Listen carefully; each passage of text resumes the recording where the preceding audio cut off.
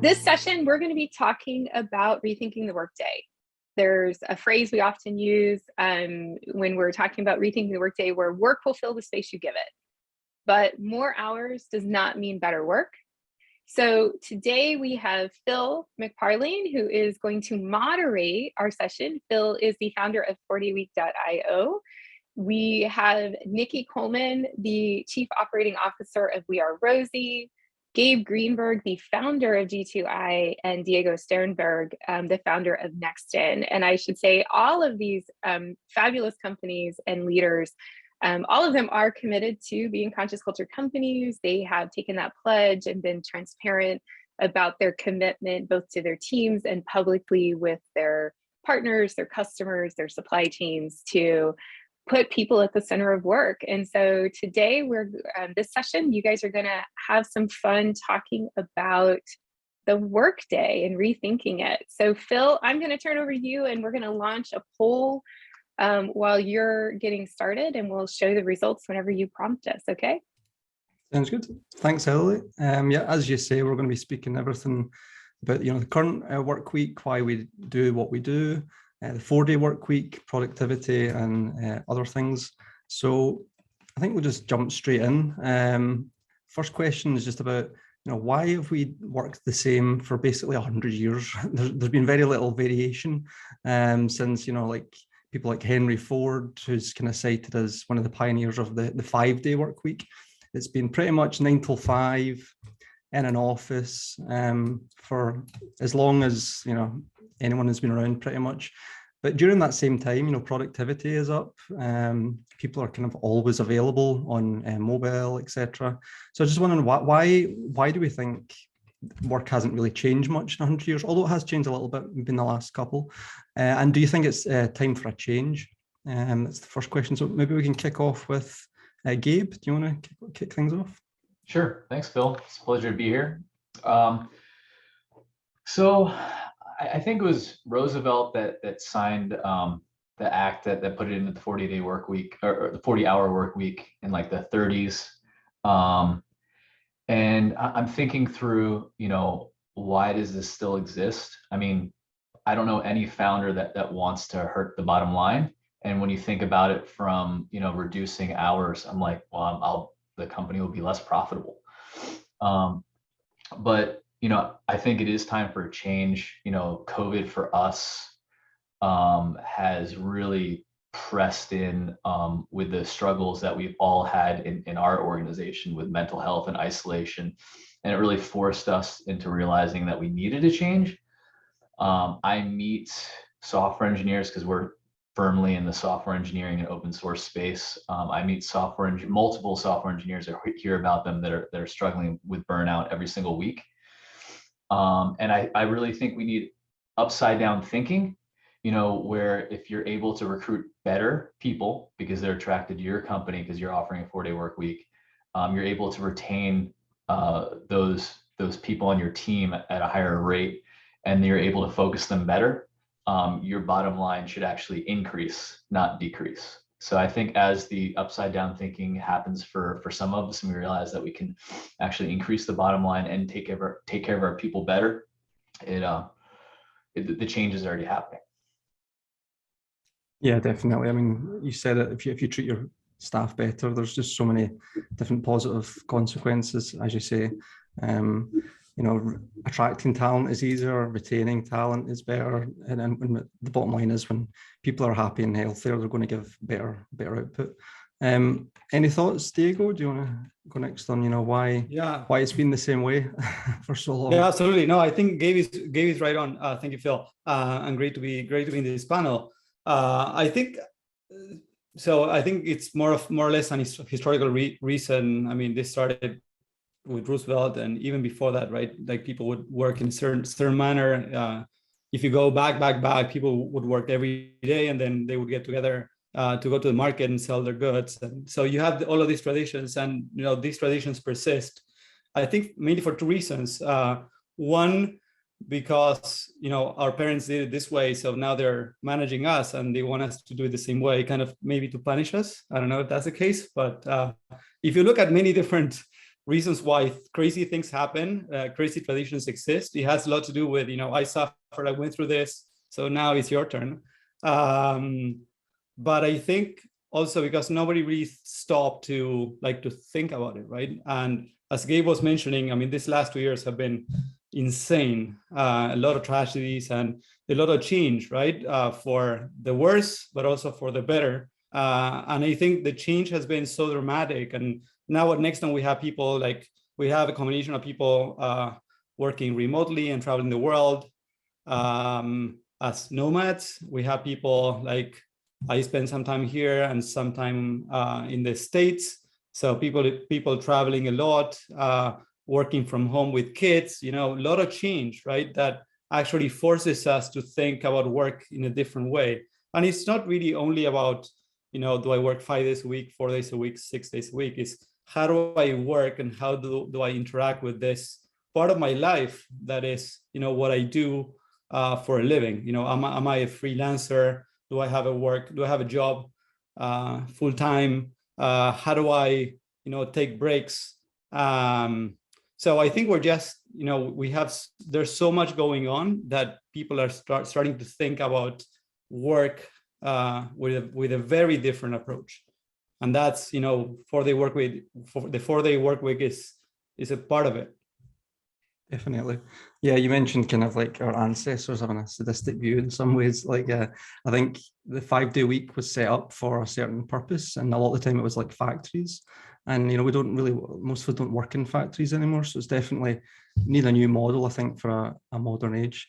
Do you have any thoughts, Nikki, on this? I do. Thanks for having me. I'm excited to be here. And just to grow and add on to what the team has already mentioned, I think a lot of this need for change is based on what's going on in the environment today and around the world. But we are Rosie. We are built as a flexible platform for marketers, and we have over 12,000 people in our community. And we're founded in 4 years ago, and so we've seen a tremendous amount of growth as we've gone through COVID and things going on in the world, and the need and hunger for working in a more flexible and inclusive environment.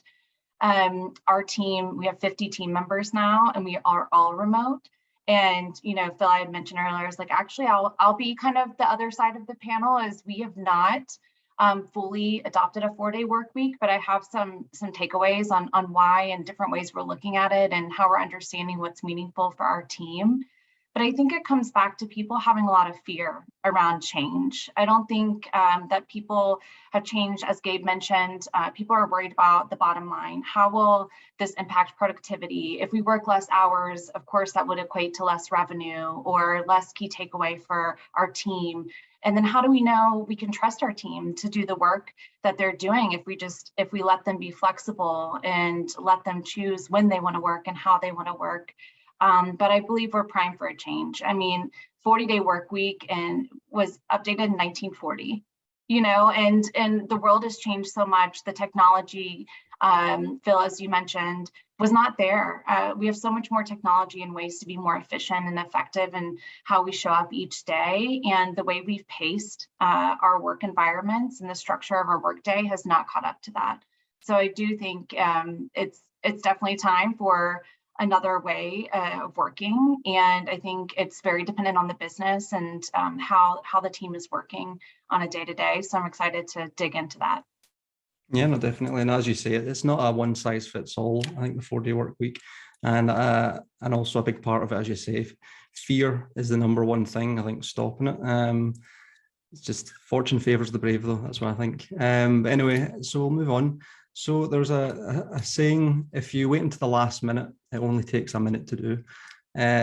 Obviously, it's exaggerating slightly, but the truth is there. So I'm just wondering, why do we give so much space to work? There's this notion of Parkinson's law that basically says that work expands to fill the time that's allotted to it. We start off really productive at the beginning, and then if the project is 3 months long, it tapers off. It's just natural. And I've seen it myself in basically every company I've worked at.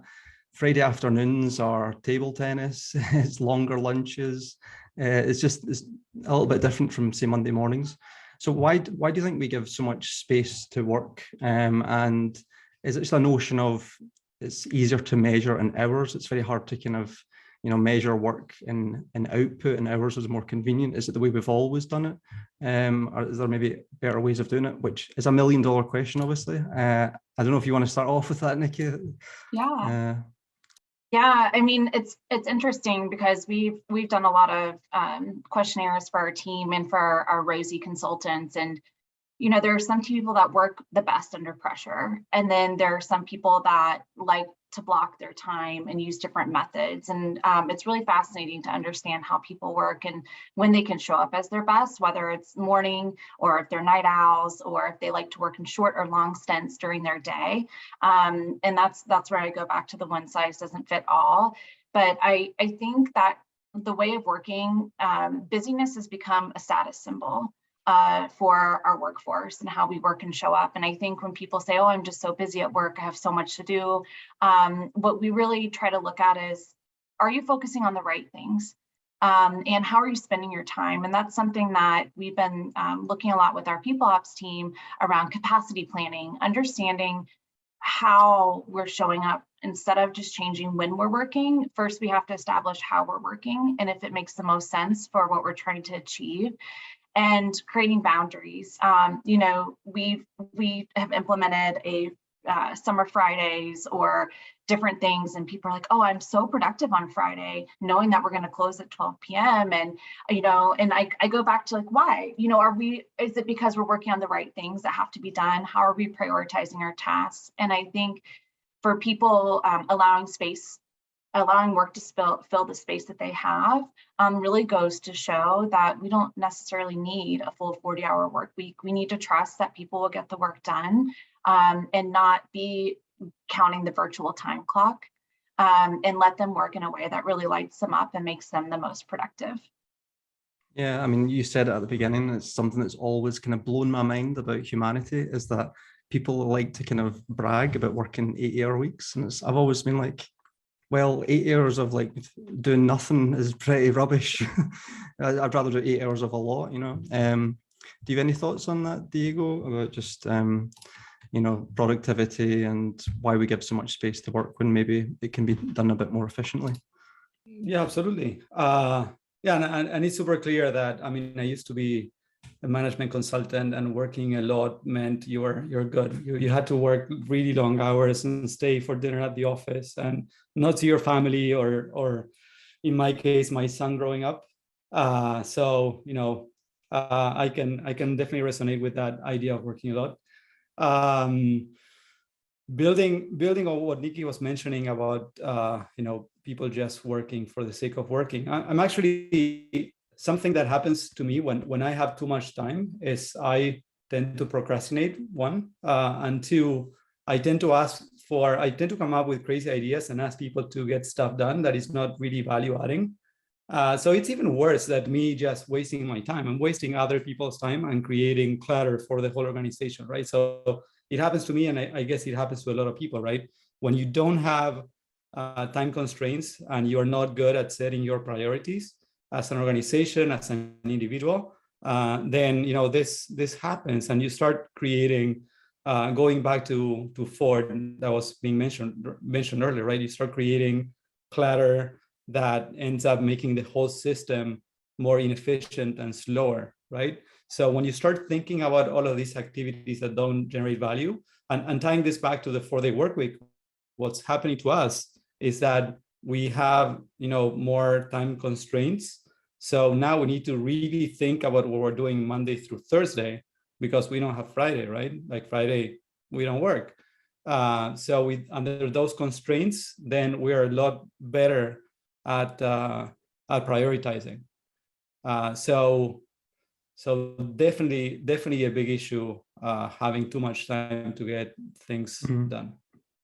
Yeah, no, I mean, so I recently became a dad, and my time is very precious at the moment. So I've had to personally change how I work almost, just being sandboxing, keeping things defined within a certain range. So I feel you on that one. Gabe, do you have any thoughts on just this whole notion of reduced productivity over time and everything we spoke about?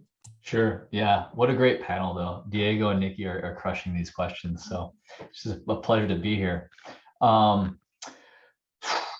I was taught this by my father. I watched my father put in 70 and 80 hours per week. That's what he did, and he lived, regardless of how old we were.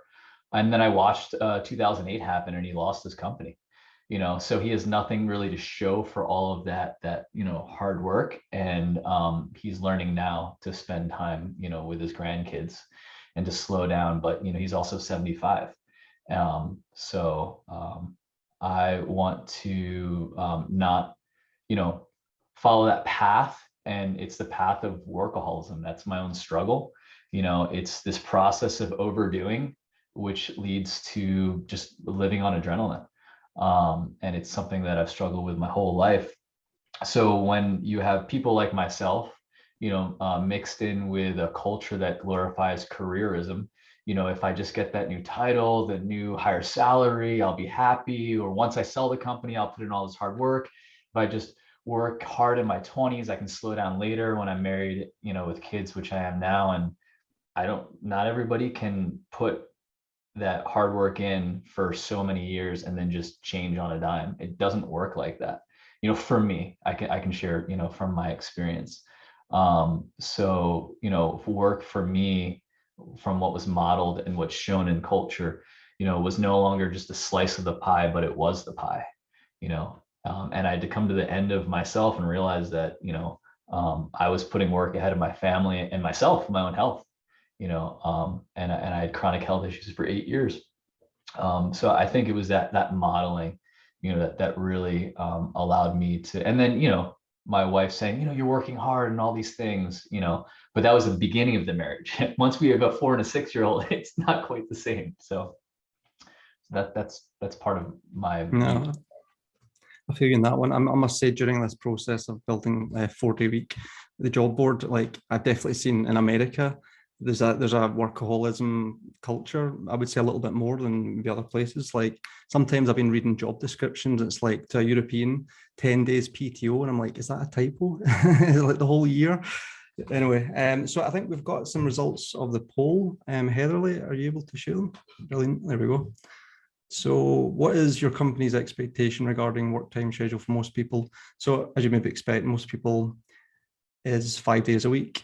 Interestingly, more than 40 hours is the kind of, oh, sorry, that's actually second.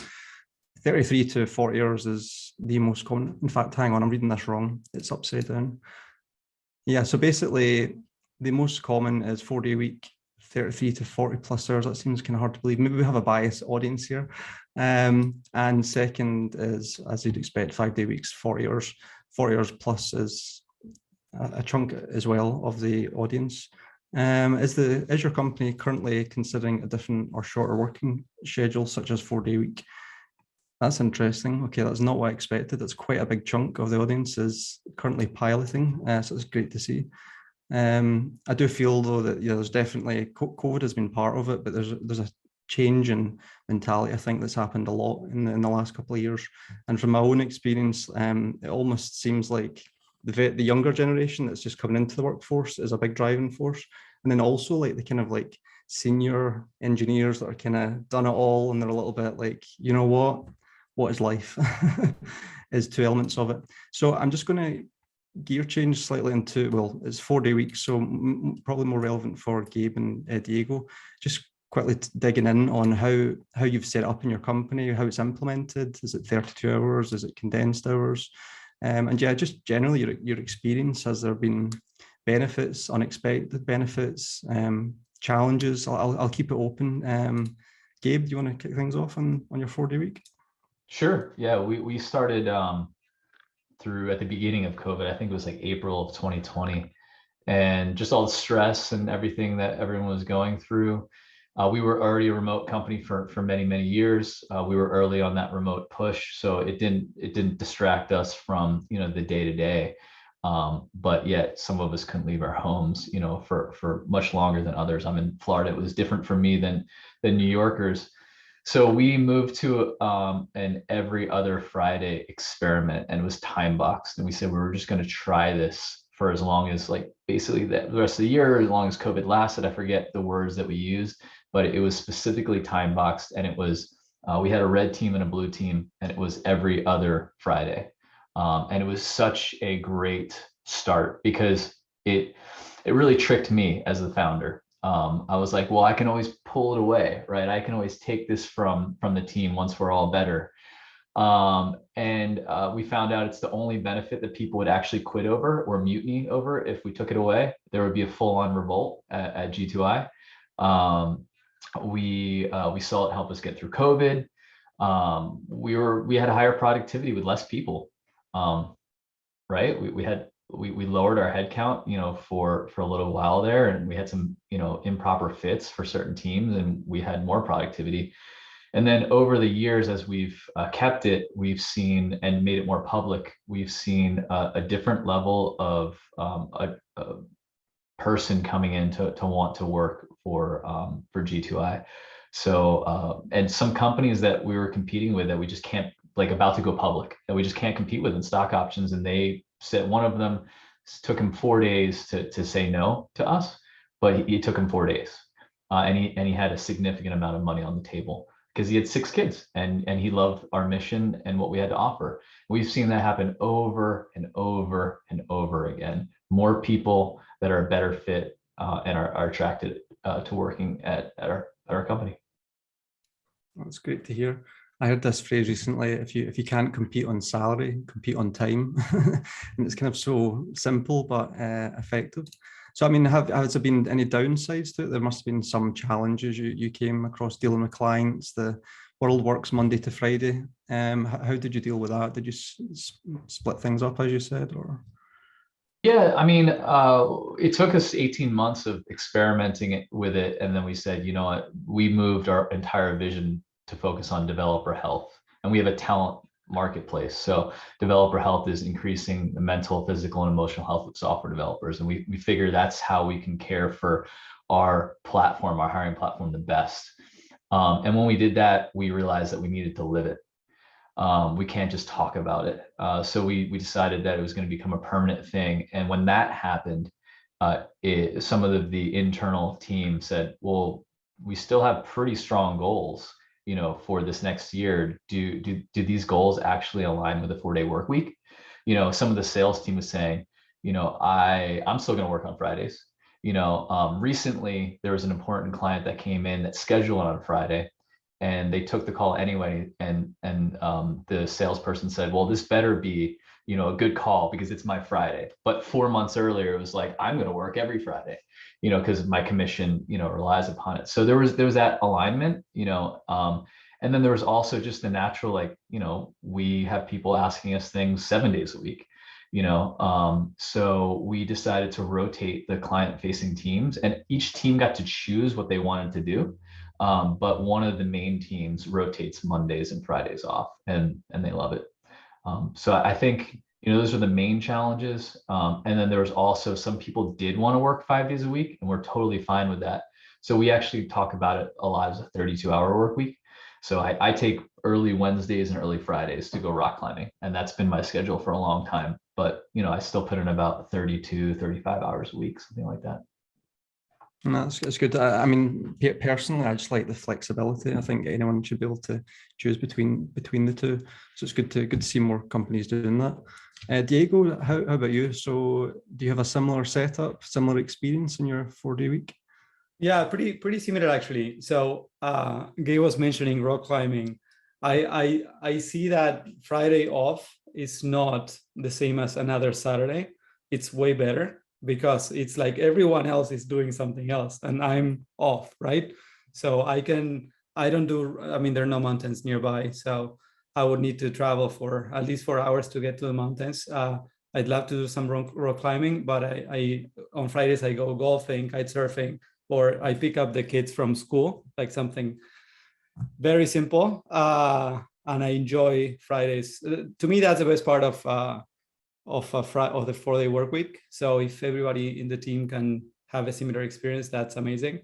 I think this idea for the way, I mean, it ultimately goes back to why you're doing what you're doing, right? What Gabe was mentioning earlier, why we're doing this. Are we going to work really hard right now and wait until we're retired at 70 or 60, if we're lucky, to live, right? Our vision at Nexton of how we approach life is we want to change lives by, we ultimately connect talent in Latin America with opportunities, and we see this as a huge opportunity to change lives. But of course, we want to start with our own lives, right?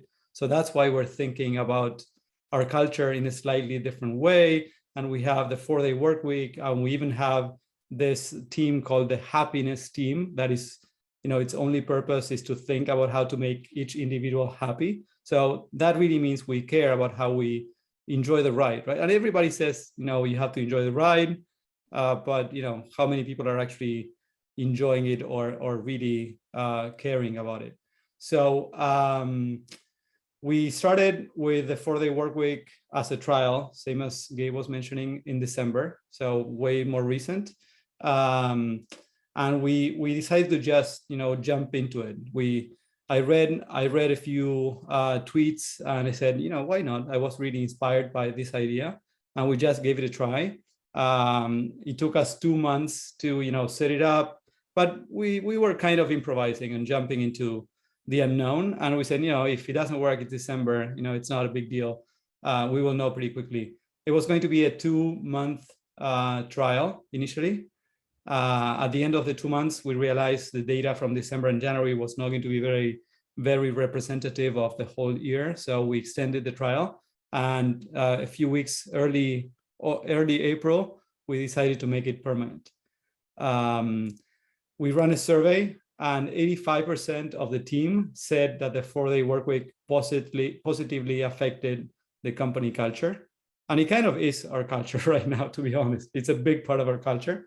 And everyone, 100%, indicated that we should continue past the trial. Like, I was super concerned this was not going to work out, because as Gabe was mentioning, how do you go back from this, right? And that, how do you go back, is one of the huge benefits of the 4-day work week, because as Gabe was mentioning, from a recruiting perspective, it's huge, right? You don't need to mention salary anymore. You can just say 4-day work week, and they will take the call, right? So our recruiting numbers have shifted very significantly, and we're talking to people that might or may not have talked to us in the past.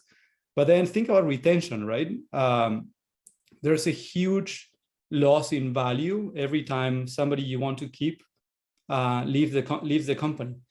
I cannot imagine, and this actually hasn't happened. It's happened in a couple of cases, but for other reasons, like people moving to different places.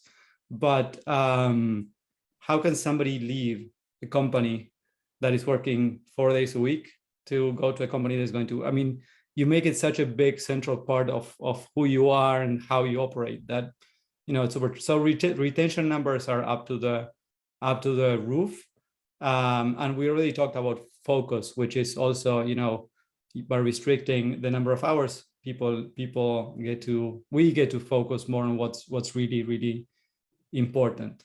But I agree, it also comes with challenges, and there are a lot of, Gabe is probably ahead of us on this, but you really need to train the team to be able to prioritize and to be able, what you're trying to avoid is that, people go from 40 hours Monday through Friday to 40 hours or more hours, Monday through Thursday. So you need to work with the team to make sure they do prioritization right and time management, and avoid working overtime and having crazy Mondays, right? And I would say the last piece, as Gabe was mentioning, one of the challenges is really how your company interacts with the outside world, right? How do you deal with candidates? How do you deal with clients?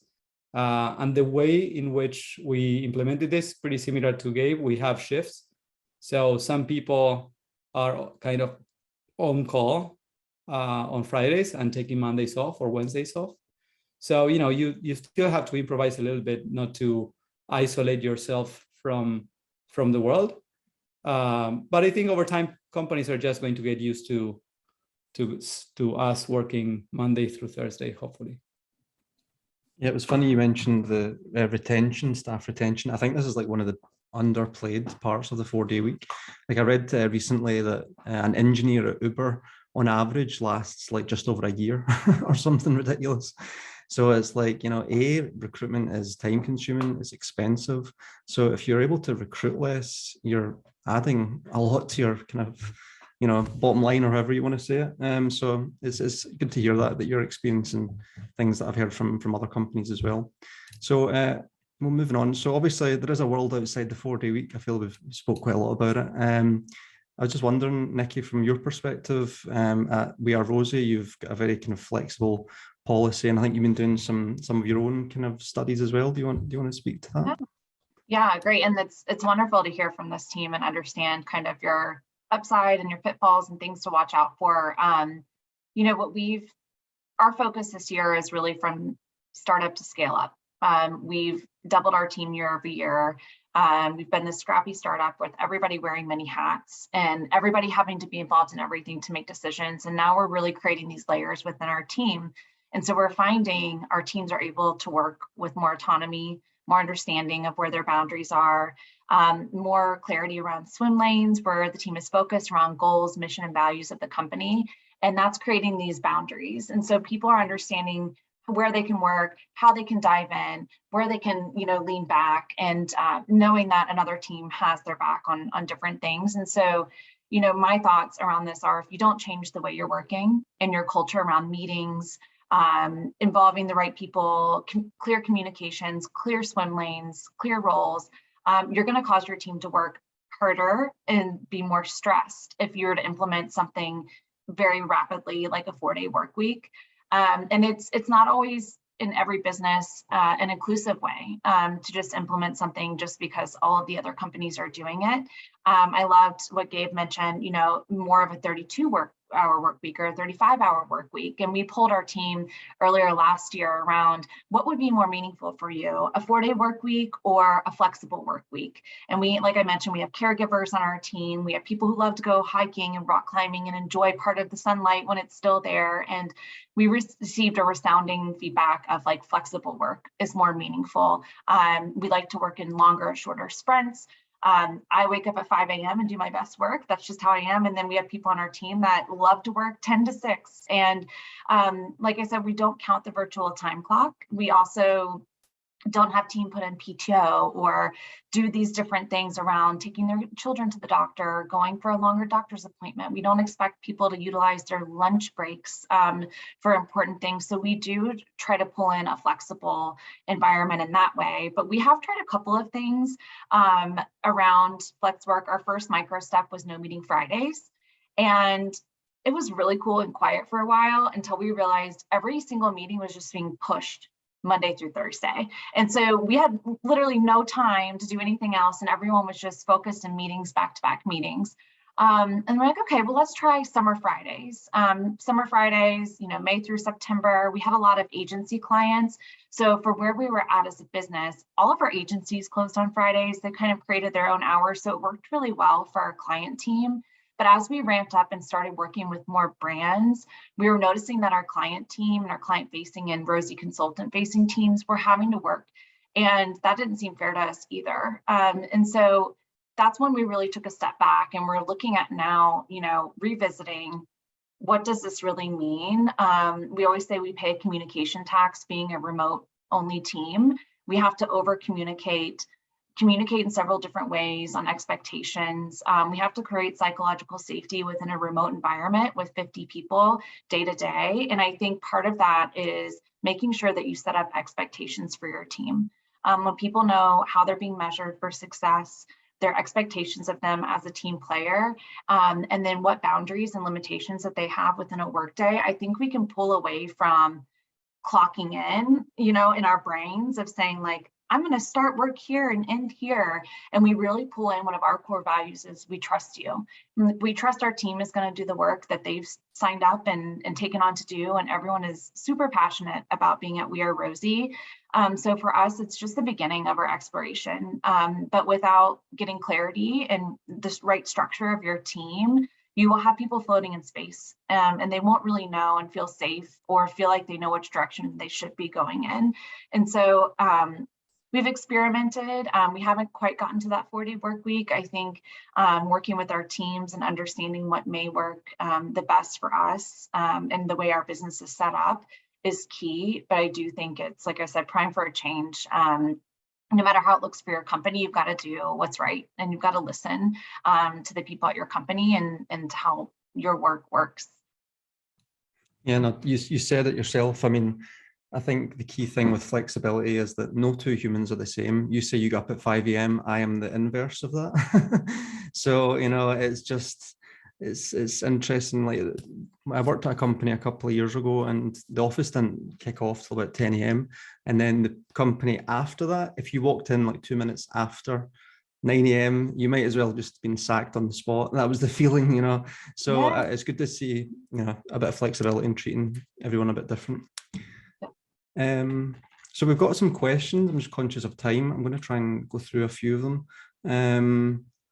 Most are about the 4-day week, I'm not going to lie. So I'll just pick a few out. So there's one person who has a digital agency, and they work on billable hours. So they bill their clients for, you know, a specific number of hours. Oh, that's been deleted. Okay, it's no longer there. We'll move on to the next one. So how do you manage a 4-day week for client-facing roles? I think Gabe, you spoke a little bit about this, about just rotating the teams is usually the best way. Would you agree with that? Yeah. Yeah. I think rotating the teams is ideal. I don't think we need to get any more advanced or complicated there. And some of the team members love Mondays off. You know, that wouldn't be my preference, but they're used to that. You know, because Sunday comes around, they're like, woohoo! You know, so yeah. Okay. So what else we got here? So you mentioned, Diego, about 2 months to set it up, the 4-day week, or was it? I don't think that was right. Actually, I think you said you did 2 months initially. There's another part of the question though. Was there any planning involved to kick off the whole pilot, and what did that look like? Yeah, well, I was saying that there was little planning. We really got super excited about the idea of the 4-day work week, and we said we have to do it. And this was at the beginning of October, so we said, what's the right time? Okay, let's do it in December. And then, you know, we started trying to figure out what we needed to get in place in order to make this happen. And we talked about, you know, the client-facing roles, and as Gabe mentioned, the decision was, okay, let's rotate the schedules a little bit so that we can have full coverage. Although I'm very hopeful that our clients will accept the fact that we're off on Fridays and that we need to get stuff done Monday through Thursday. But the planning was really about, you know, helping the team learn how to prioritize and of course, you know, share expectations on what would happen on Fridays and whether we were going to, you know, enforce, you know, you're not supposed to work on Fridays, or, you know, sending messages on Slack is fine, but you're not expected to answer. So we worked around the ground rules, and we tried to get the team up to speed in terms of, you know, how to prioritize better. And, you know, if you go back to what was happening, and we were growing pretty fast in, you know, Q4 last year. Last 12 months, we multiplied our team size by 4. So this was in the big. This was during a pretty. The company was growing pretty quickly at the same time, and, you know, as you grow, you start to have more and more meetings, right? And most people don't think about whether they should be in that meeting or not, right? So one of the things we could see, like, almost immediately is we all started to value our time a lot more, right? So we would start getting questions, you know, do I really need to be included in this meeting? So we really had to, and it was a good idea to prepare our team to be able to ask those questions and prioritize in that way. Stuff. There's quite a few questions. I'm just going to skip on to the next one. Again, 4-day week. Gabe, I don't know if you want to do this one. So, like, the qualitative surveys, was that part of your kind of assessment, or was it more about just measuring output and kind of quantitative stuff? Was there any surveys you did with your staff after the pilot? We did most. Yeah, we started surveying them and the platform members as well, to find out what the most important benefits were, and kind of stack rank them. And out of, I guess we have 600 people on the platform or so, and 25 team members. And there was only one unanimous answer, and it was that everyone gave a 7 out of 7 for most important on the flexible 4-day work week. That was the only thing that everyone agreed upon. And over the time, to kind of piggyback on the last answer in terms of like the preparation that we did to make that happen, and like I think Nikki said, that this isn't a requirement. You don't have to have a 4-day work week to do capacity planning. The capacity planning that we've done has, for me, changed my role as a founder. We call it essentialism planning from the book Essentialism. And really, it's training myself to live like this for the last 2 years, where I have a very, very short list, and it's only my hell yes. So if it's not a hell yes, it's a no. If it's a yes, I think I should do this, it's a no. It doesn't happen. And I kind of split up for me offense versus defense. So offense is what's going to change the company a year from now. The defense is answering my emails and inbox and all these other things. And I try to play like 75% offense and 25% defense. It's always up on a screen. It's always up right here. I can see it at all times. I don't hide it. So it's always in my face and I'm interacting with it. I do it every 2 weeks.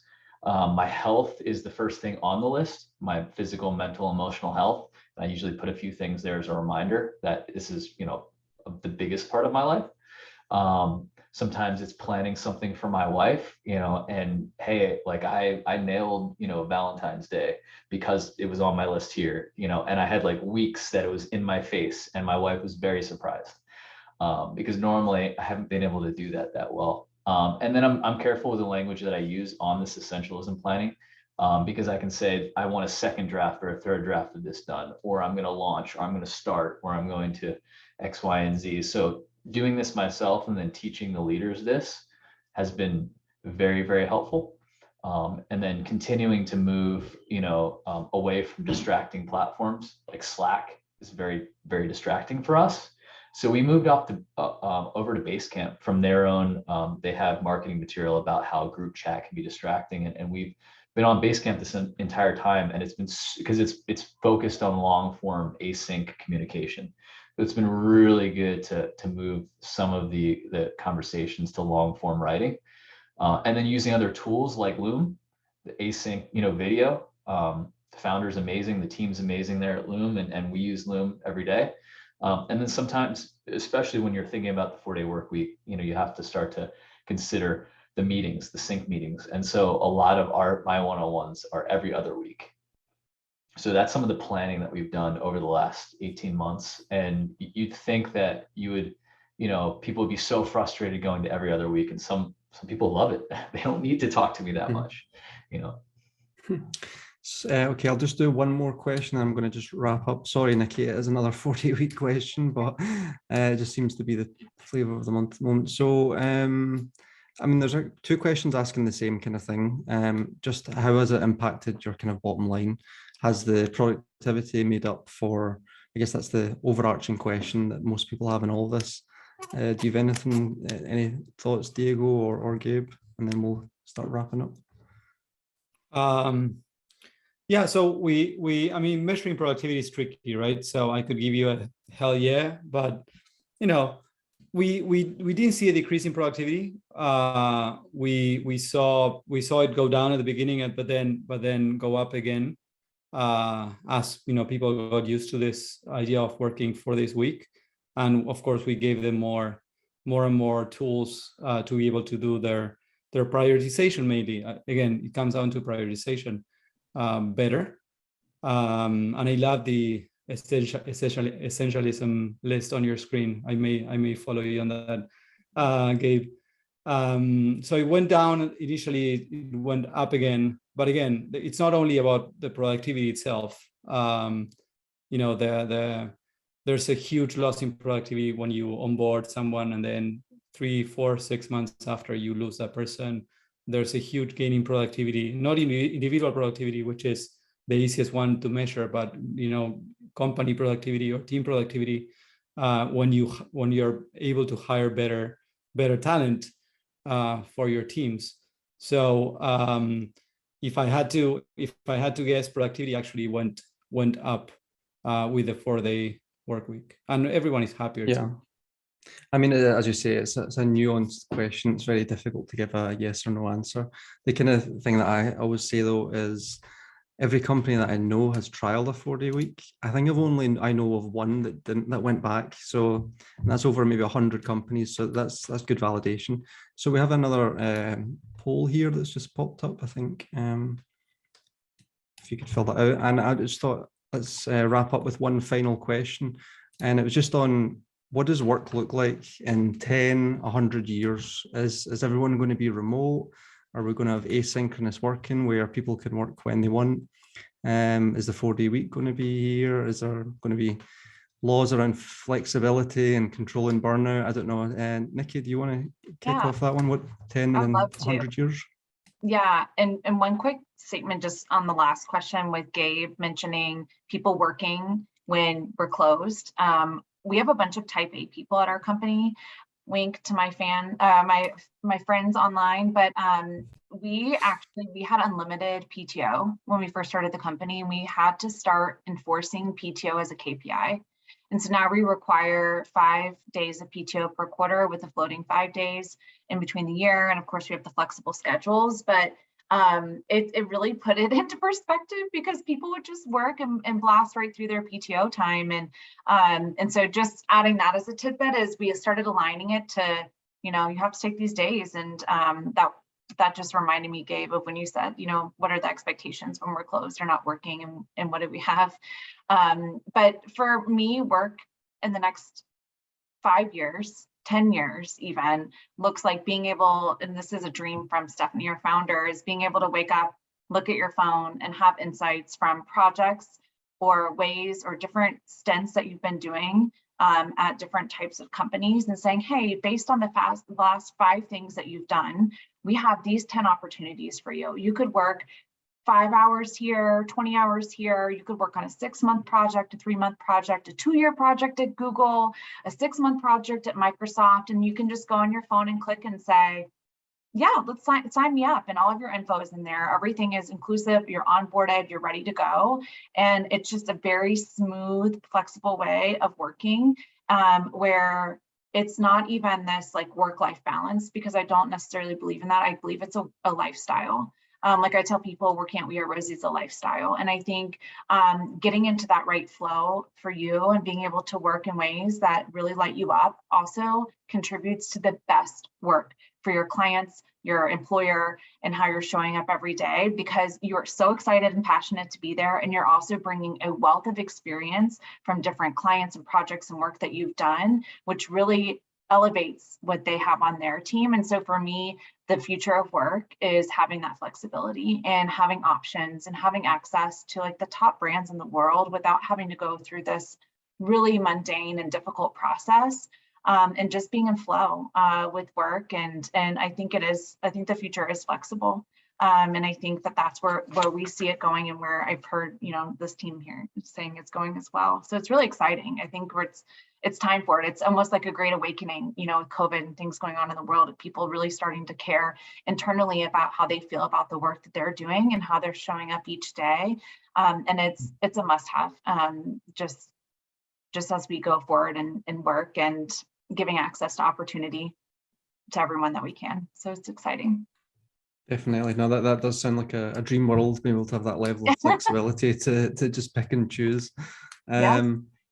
Gabe, what's your thoughts on the future work then? 10 years, 100 years, however you want to look at it. 10 or 100, wow. 100's quite far, to be fair. I like it. Well, I mean, shorter term, I think that especially in the remote world, fractional leadership is highly underused. To be able to bring in a VP of sales or CMO, that can work 2 days a week full time, and do that for 2 different companies that you could never attract because they're kind of not there in their career, or you just can't afford that. It's massively underused in the startup world, and we have a couple people in leadership that work, 1 or 2 days a week, and at 2 days a week, that's half time, that's part time, 50% of our work week. So you're just going to see a lot more people being able to work for a few different organizations. and do what they want to do what they're best at, use their superpower. When we're thinking, 50, 100 years from now, I think that there's going to be more holistic healthcare that's provided directly by the company. And I'm really thinking about, like, if something that I'm experimenting with this week, actually, I'm going to start neurofeedback. And it's where you have like this brain mapping, EEG device on your head, and they actually stimulate you through video on a laptop. A therapist does that, and they get your brave wavelengths to, be more optimal.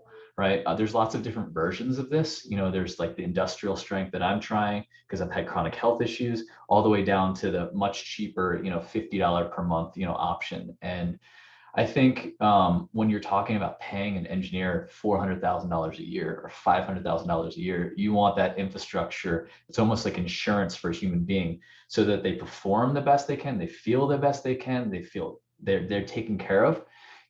And the burnout solutions that we have, today are very, they're not deep enough, so that's the mission of our company, is to start to develop these deeper, offerings, for software engineers in the beginning stages before we open it up to offer solutions, for mental, physical, and emotional health.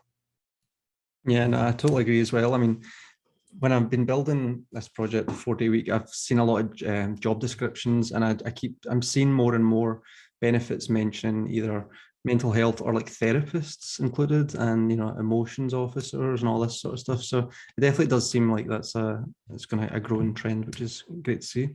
Diego, any thoughts on the future? Yeah, 100 years sounds like a big challenge. I have no idea what's going to happen in 100. I don't know if I care. It sounds like too long. But I think, or I hope that one, and this is happening right now, and this is actually why we exist at Nexton, the workforce becomes really, truly global, and companies stop recruiting locally. Companies need to start realizing that there's a huge opportunity out there to be untapped, and if they really want to recruit the best, and everybody says talent is the most important asset, so the best talent is really out there. It's not in your same city, most likely. So I'm hoping, and it will happen, like the workforce will become really global, and there's going to be a lot more mobility and access to opportunities. And in that sense, a lot of people don't realize this, but this is completely life-changing for the whole region. Like I'm in Argentina. Latin America has so much potential to be, providing talent for companies, and by having this interaction, the whole experience for someone working from here with companies there is way more enriching.